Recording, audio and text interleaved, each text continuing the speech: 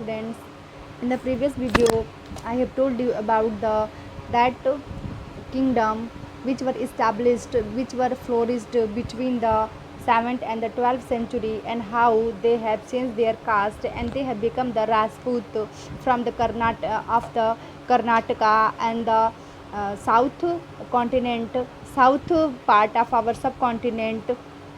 And today in this video I have told you about the administration, then how they have administrated on their kingdom and what was the rule regulation and how they have full fortified for their ruler and for their puppets.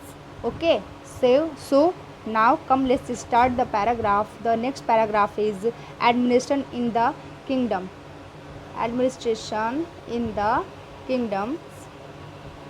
हाँ यही है, देखिए इसको start करते हैं. 1 minute. Many of these new king adopted high sounding titles such as the महाराजा धीराज. अगर हम बात करें 7वीं से 12वीं शताब्दी के बीच में, तो ऐसे यहाँ के शासकों ने अपने आप को एक बहुत लंबा चौड़ा टाइटल अपने नाम के पीछे लगा दिया. क्या लगाया? महाराजा धीराज. क्या टाइटल लगाया? महाराजा धीराज. ग्रेट किंग जिसका मतलब होता है महान शासक. ओवरलॉर्ड ऑफ द किंग्स यानी कि राजाओं का राजा. ठीक है. एंड त्रिभुवना चक्रवर्ती, और अपने आप को तीनों भवनों का चक्रवर्ती, यानी तीनों जो हमारे 3 भुवन होते हैं ना, यानी त्रिभुवन, चक्रकीर्ति, चक्रवर्तिनी, लॉर्ड ऑफ द 3 वर्ड्स, तीनों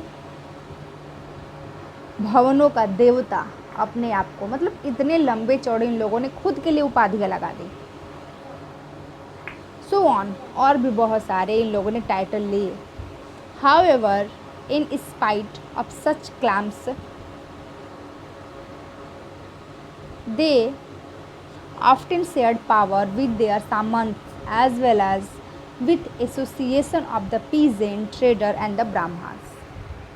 इन लोगों ने इसी तरह के और भी बहुत सारे दावे किए, लेकिन इस तरह के दावों के बावजूद वे अपने सामंतों और साथ ही साथ जो वहाँ के किसान थे, व्यापारी थे या फिर जो ब्राह्मण थे, इनके संगठनों के साथ अपनी सत्ता की साझेदारी करते थे. ठीक है. अपने आप को राजा धीराज कहते थे, लेकिन अपनी सत्ता इन लोगों की हेल्प के बिना इनकी सत्ता चलती भी नहीं थी. किसकी हेल्प के बिना? सामंत, किसान, व्यापारी, Brahmins. In each of these states, resources were obtained from the produce, that is peasant, cattle keeper, artisans, who were often pressured or compelled to surrender part of what they produced. Sometimes these were claimed as rent due to a lord who asserted that he owned the land. Revenue was also collected from the traders. यही नहीं, इन सभी राजाओं के उत्पादकों अर्थात जो किसान हुआ करते थे, जो ट्रेडर्स थे या फिर जो कैटल कीपर, जो पशुपालक थे, जो प्रोड्यूसर थे, आर्टिसंस थे, कारीगर थे, इनसे भी संसाधन भी ये इकट्ठे किए जाते थे, इनसे भी चीज़ें ली जाती थी. इनको अक्सर अपने उत्पादों का एक हिस्सा इनको देना पड़ता था और इनको बाध्य भी किया जाता था कि जो कुछ भी ये व्यापार में कमाएं, खेती से कमाएं, कलाकारी से कमाएं, उसमें एक हिस्सा वो राज्य को दें. कभी कभी इस हिस्से को लगान मानकर भी वसूला जाता था. कभी कभी इसको रेंट या फिर टैक्स भी माना जाता था, क्योंकि प्राप्त करने वाला भूस्वामी होने का दावा करता था. कहता था कि मैं यहाँ का लैंडलॉर्ड हूँ, मुझे जो भी तुम कमाओगे उसका एक हिस्सा मुझे चाहिए. जबकि अपने आप को राजा धीराज कहते थे और लेते भी थे कर. राजस्व व्यापारियों से भी लिया जाता था, जो यहाँ पे रिवेन्यू उनसे भी कलेक्ट किया जाता था, जो ट्रेडर्स हुआ करते थे. 400 टैक्सेस, 400 कर किससे लिए जा रहे हैं भाई? देखिए the inscription of the Chola who ruled in the Tamil Nadu, Chola शासक कहाँ रहते थे? तमिलनाडु में। Refers to more than 400 terms for different kind of taxes. इनको 400 से भी ज़्यादा अनेकों चीज़ों के लिए कर देना पड़ता था। ठीक है, कर इनको जो शब्द वो चीज़ें थी वो 400 से भी ज़्यादा इनको कर मिलती थी। द मोस्ट फ्रिक्वेंटली, यानी 400 से भी अधिक तरीक़ों से चोल शासकों को जो तमिलनाडु में रहते थे उनको कर मिलता था। The most frequently maintain tax is vetti, और अगर सबसे अधिक प्रॉफिट इनको किसी कर से होता था तो उसको वेट्टी कहते थे। क्या कहते थे? वेट्टी, जो कि एक टैक्स का नाम है। Taken not in cash but in the form of the force labour, नगद में नहीं लिए जाते थे बल्कि जबरन श्रम के रूप में लिया जाता था। पैसा नहीं बल्कि उनसे श्रम करवाया जाता था। एंड कदमाई और लैंड रेवेन्यू, या फिर जबरन रूप में लिया गया श्रम यानी कि जबरन श्रम, या फिर कदमाई या फिर भू राजस्व भी ऐसे टैक्सों में थे जो लिए जाते थे। There were also tax on the thatching the houses, the use of a ladder to climb the palm tree, oh God, a cess on the succession of the family property etc. यहाँ तक कि मकान पर छाजन जो डाला जाता है ना, छप्पर जो घास फूस की, उस पे भी टैक्स लगाया गया था। खजूर या ताड़ के पेड़ पर भी टैक्स लगाया गया था। सुन लीजिए आप लोग किस किस चीज़ों पे। खजूर का पेड़, ताश का पेड़, इन सब चीज़ों पर चढ़ने के लिए जो सीढ़ी बनाई जाती थी, सीढ़ी का इस्तेमाल होता था, उस पर भी टैक्स लगाया जाता था। पारिवारिक संपत्ति का उत्तराधिकारी हासिल करने के लिए भी कर दिया जाता था। बहुत सारे कर हैं जो इन चोल शासकों ने लगाए हैं तमिलनाडु में। Are you such taxes collected today, क्या आज इसमें से कोई कर चलते हैं? नहीं चलते हैं। These resources were used to finance the king's established as well as for the construction of the temple and fort. ये जो संसाधन थे वो राजाओं की व्यवस्था, जो राजा जिसमें रहते थे उन प्रजा के लिए, और साथ ही साथ इन टैक्सों से मंदिरें, दुर्ग, किले, ये सारी चीज़ें बनवाई जाती थी। They were also use for fight war, जब भी युद्ध होता था तो युद्ध के समय भी जो खर्च आता था इन टैक्सों से, उसमें उसका यूज किया जाता था। Which were in term expected to lead the acquisition of wealth in the form of the plunder and the access to the land as well as the trade roots.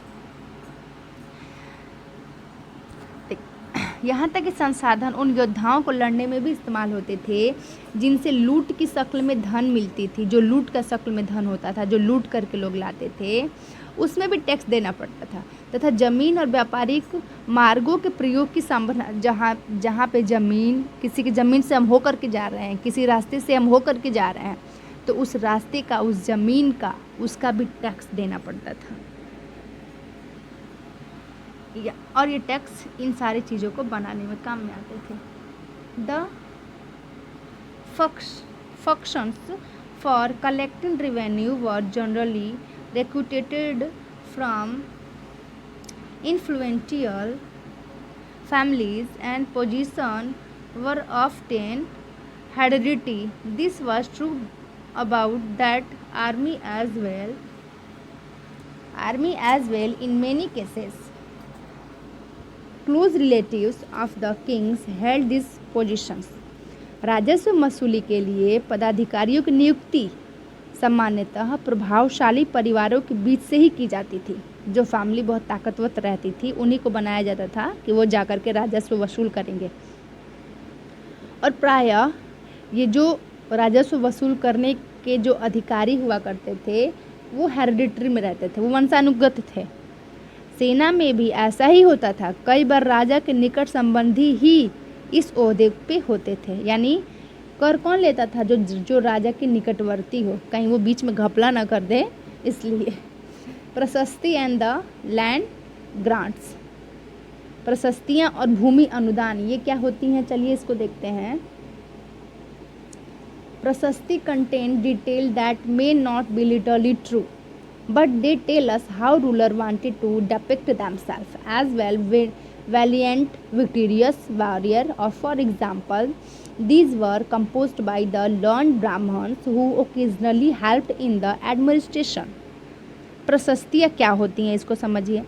प्रशस्तियाँ एक ऐसा लिखा हुआ एक, मान लीजिए आप कि क्या डॉक्यूमेंट्स होता था, मान लीजिए प्रशस्तियाँ एक ऐसा ब्यौरा होता था जो शब्दशः सत्य भी नहीं हो सकता था। क्यों? क्योंकि देखिए प्रशस्ति का मतलब ही बड़ाई करना है, प्रशंसा। प्रशस्ति का मतलब ही है प्रशंसा। लेकिन ये जो प्रशस्तियाँ होती थी वो हमें ये बताती थी कि शासक खुद को कैसा दर्शाना चाहता है, ठीक है, कैसा वो खुद के लिए मिसाल प्रस्तुत कर रहा है, वो किस तरह का विजय योद्धा है, कैसा है, सूरवीर है, कायर है, क्या है।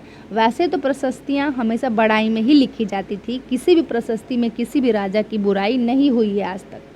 और ये जो प्रशस्तियाँ लिखते थे ये उसी शासक के अंदर रहने वाले जो विद्वान ब्राह्मण हुआ करते थे अक्सर अपने राजा के प्रशंसा में प्रशस्तियाँ लिखा करते थे। तो अब भाई हम जिस अंडर में रह रहे हैं जिसके उसकी बुराई तो करेंगे नहीं, तो प्रशस्ति में अच्छा ही लिखेंगे क्योंकि हमको उसी के अंडर में रहना है, ठीक है। देखिए जैसे यहाँ पर एक प्रशस्ति लिखा गया है, the achievement of the Nagabhata, ठीक है।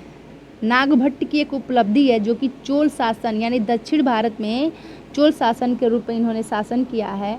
Many ruler describe their achievement in the प्रशस्ति। यू रीड अबाउट द प्रशस्ति ऑफ द गुप्त रूलर समुद्रगुप्त लास्ट ईयर। जैसे कि समुद्रगुप्त के बारे में आप लोग पिछली क्लास 6 में पढ़ा है। अब इसमें हम लोग देखते हैं एक उसी तरह की प्रशस्ति। One prashasti written in the Sanskrit and found in the Gwalior Madhya Pradesh. एक प्रशस्ति ऐसी है जो संस्कृत में लिखी गई है और मध्य प्रदेश के ग्वालियर में प्राप्त हुई है। Describe the exploits of the Nagabhata प्रशस्ति किंग एज फॉलोअर्स। इस प्रशस्ति में नागभट्ट के कर्मों के बारे में वर्णन किया गया है और ये कहाँ पर मिला है? ग्वालियर के मध्य प्रदेश में, मध्य प्रदेश के ग्वालियर में। The king of Andhra, Saindhava, Sindh, Vidarbha, part of the Maharashtra, and the Kalinga, part of the Odisha, fell before him even as he was a prince. देखिए इसमें लिखा गया है कि आंध्र, सैंधव, विदर्भ यानी कि महाराष्ट्र का जो एक हिस्सा है और कलिंग यानी कि इस समय का जो उड़ीसा है, इस हिस्सों के राजा ने उनके आगे सभी धाराशायी हो गए, जैसे कि वो एक राजकुमार हैं। किसके सामने? नागभट्ट के सामने ये सब धाराशायी हो गए, इन्होंने घुटने टेक दिए। He won a victory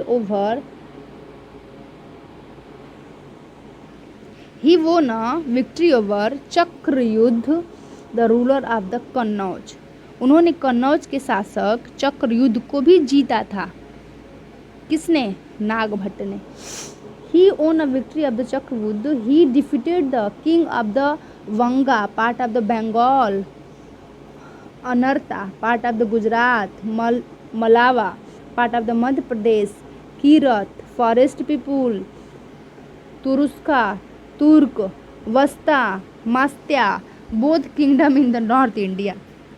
देखिए इसमें लिखा गया है कि नागभट्ट ने उन्होंने बंगाल का जो हिस्सा था, जो वहाँ पे बंग शासक थे, उनको हराया। गुजरात के अनर्थ शासक को, मालवा के शासक को, किरात जो कि आदिवासी हुआ करते थे उनको, तुरुस्क शासक को यानी कि तुर्क शासक को, वत्स को, मत्स्य को जो कि उत्तर भारत के राज्यों में रहा करते थे, इन सब को इन्होंने हरा डाला है। किसने? नागभट्ट ने। तो ये उनकी प्रशस्ति है। अब देखिए इस प्रशस्ति में, इन लाइन में कहीं भी एक शब्द कहीं बुरा लिखा गया है नागभट्ट के लिए? नहीं। तो प्रशस्ति बस क्या होता था? किसी भी राजा की बड़ाई में लिखा जाने वाला पोयम, गद्य, पद्य कुछ भी हो सकता था, ठीक है। चलिए आगे देखते हैं।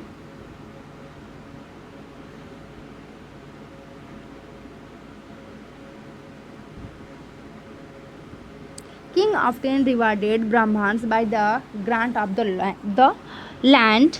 These were recorded on the copper plates which were given to those who received the land. अब देखिए जब ब्राह्मण लोग ऐसी प्रशस्तियाँ लिखते थे तो उनको कुछ मिलता था। क्या मिलता था?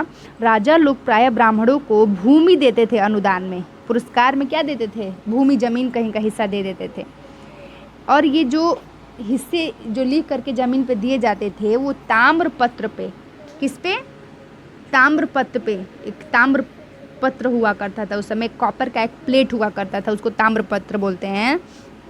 ताम्रपत्रों पर लिखित होते थे जो कि भूमि पाने वाले के नाम से लिख करके उनको दिए जाते थे। जो देखिए ये फिगर में दिखाया गया है, इस तरह से इस पे लिखा गया है। लैंग्वेज समझ में नहीं आएगा, ठीक है। तो इस तरह से अब भाई जो इतना बड़ाई किया है उसको तो मिलेगा ही, ठीक है बच्चों। तो आज के लिए इतना ही रहने देते हैं, फिर कल इसके आगे हम लोग क्लियर करेंगे। एक और प्रशस्ति है, मे बी ये वाली प्रशस्ति है, हाँ ये वाली है। What was given with the land, land के साथ भी और कुछ दिया जाता था क्या, इसके बारे में हम लोग कल पढ़ेंगे। आज इतना ही रहने देते हैं, इसको आप लोग घर पर पढ़िएगा, जो नहीं समझ में आएगा वो पूछिएगा। ओके बाय बच्चों।